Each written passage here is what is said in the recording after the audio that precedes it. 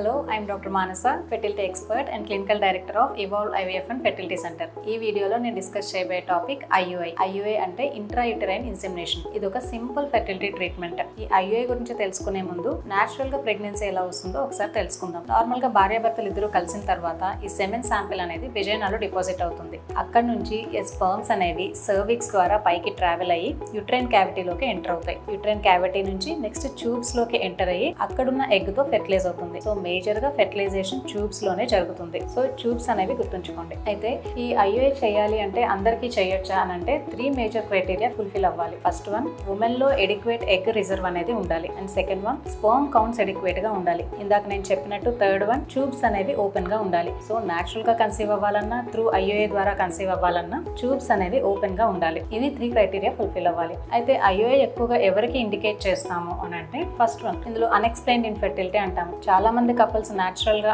Try చేస్తూ ఉంటారు since 1 year నుంచి. వాళ్ళ ప్రొఫైల్స్ ఇద్దరివి నార్మల్ గానే ఉంటాయి, ఎక్కడ ఇష్యూ ఉండదు, but still they struggle to conceive. అలాంటి వాళ్ళకి IUI అడ్వైస్ చేస్తూ ఉంటాం. And second one, ovulation disorders ఏమన్నా ఉన్నా ఉమెన్ లో, లేదా మైల్డ్ అండ్ మోడరేట్ ఎండోమెట్రియోసిస్ ఏమన్నా ఉన్నా, లేదా సర్విక్స్ అంటే సర్వైకల్ స్టినోసిస్ అంటాం. ఈ గర్భసంచి యొక్క ముఖద్వారం ఏమన్నా నేరోగా ఉండి సెమెన్ శాంపిల్ పైకి వెళ్ళడానికి ఇబ్బంది అవుతుంది అన్న కండిషన్స్ లో కూడా IUI అడ్వైస్ చేస్తాం. లేదా మేల్స్ లో ఏమన్నా సెక్షువల్ డిస్ఫంక్షన్ ఉంది అంటే ఎరెక్టైల్ అండ్ ఎజాక్యులేటరీ డిస్ఫంక్షన్ ఏమైనా ఉంది, లేదా ఈ స్పర్మ్ సెమెన్ అనాలిసిస్ చేసినప్పుడు కౌంట్స్ అండ్ మొటిలిటీ లేదా ఇంకా మార్ఫాలజీ ఇష్యూస్ ఏమైనా ఉన్నాయి, ఇలాంటి కండిషన్స్ లో మనం కపుల్ కి IUI అనేది అడ్వైస్ చేస్తూ ఉంటాం అనమాట. అయితే చాలా మంది ఈ IUI యొక్క సక్సెస్ రేట్ ఎలా ఉంటుంది మేడం అని అడుగుతూ ఉంటారు. యూజువల్ గా ఒక కపుల్ న్యాచురల్ గా ప్రెగ్నెన్సీ ట్రై చేసినప్పుడు వితౌట్ ఎనీ ఒవేరియన్ స్టిమ్యులేషన్ ఒక సక్సెస్ రేట్ ఒక లెస్ దాన్ 10% వరకు ఉంటుంది. అదే కపుల్ IUI ద్వారా చేసుకున్నట్లయితే ఆ సక్సెస్ రేట్ ఒక 20% వరకు ఉంటుంది అనమాట. ఈ IUI పద్ధతిలో మనం యూజువల్ గా ఏం చేస్తాము అని అంటే పీరియడ్ వచ్చిన సెకండ్ డే నుంచి మనం మెడికేషన్స్ అనేవి ఇస్తాం. తద్వారా ఏంటంటే ఈ ఓవరీస్ లో ఉండే ఎగ్స్ అనేవి గ్రో అవుతూ ఉంటాయి. ఈ ఎగ్స్ ఎలా గ్రో అవుతున్నాయి అనేది రెగ్యులర్ గా మనం స్కాన్స్ ద్వారా ఫోలిక్యులర్ ట్రాకింగ్ అనేది చేస్తాం.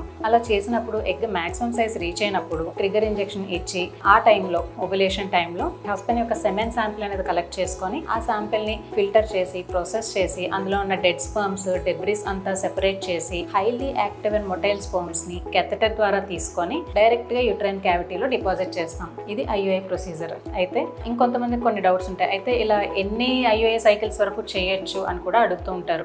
మాక్సిమం గైడ్ లైన్స్ ప్రకారం ఒక 3 to 4 IUI సైకిల్స్ వరకు చేయొచ్చు. 4 సైకిల్స్ దాటిన తర్వాత ఇంకా చేసినా కూడా అంత సిగ్నిఫికెంట్ రిజల్ట్స్ ఏమీ ఉండవని స్టడీస్ చెప్తున్నాయి అనమాట. సో IUI గురించి ఏమీ భయపడాల్సిన అవసరం లేదు. ఇది absolutely painless procedure. It is a simple treatment. Thank you.